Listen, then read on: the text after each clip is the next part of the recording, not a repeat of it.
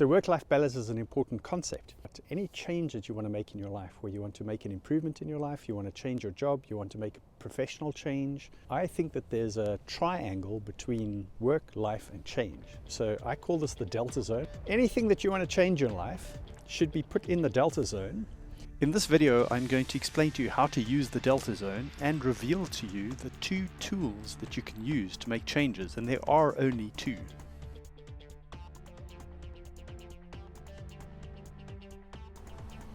Hi there, it's Brett Dawson here with some productivity tips and tricks for you. So one of the ideas I want to share with you today is this idea that everyone thinks about work-life balance. You know, you need to spend a bit of time and energy in your work environment, and you need a bit of time and energy in your life.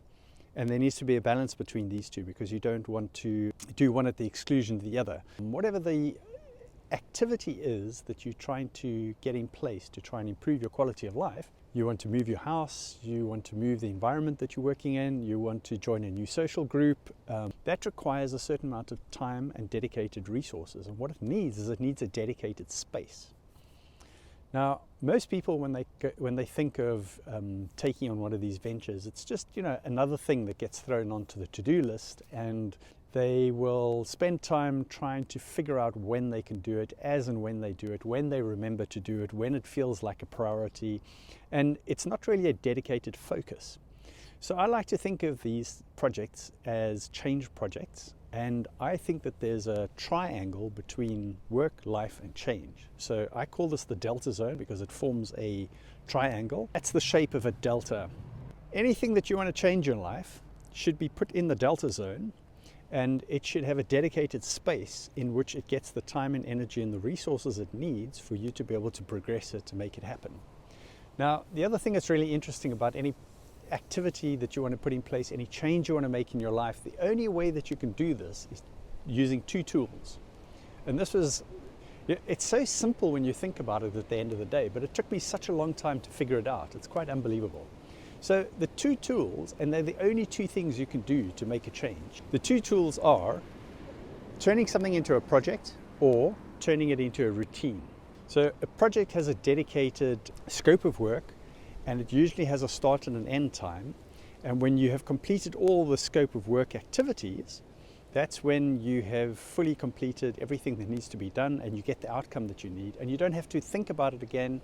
It's like building a house. Once the house is built, it's done. You don't need to worry about it anymore. It's in place.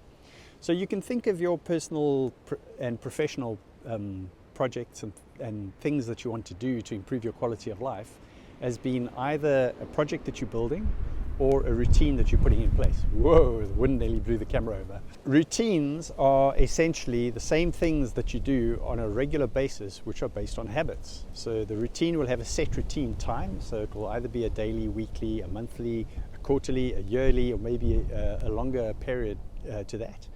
And it will be based on a habit, so it has the four quadrants, which start with a cue or a trigger that tell you this needs to be done. Then it's what needs to be done, getting it done, and then the reward that you get for having completed something that needed to be done.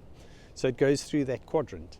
And the nice thing about tasks is that, or routines, is that it's the same activities that you cycle through every single time.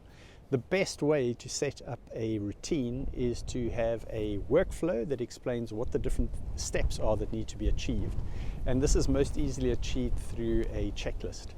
So you can set up multiple routines, and you can build your habit in making sure that you stick to doing them.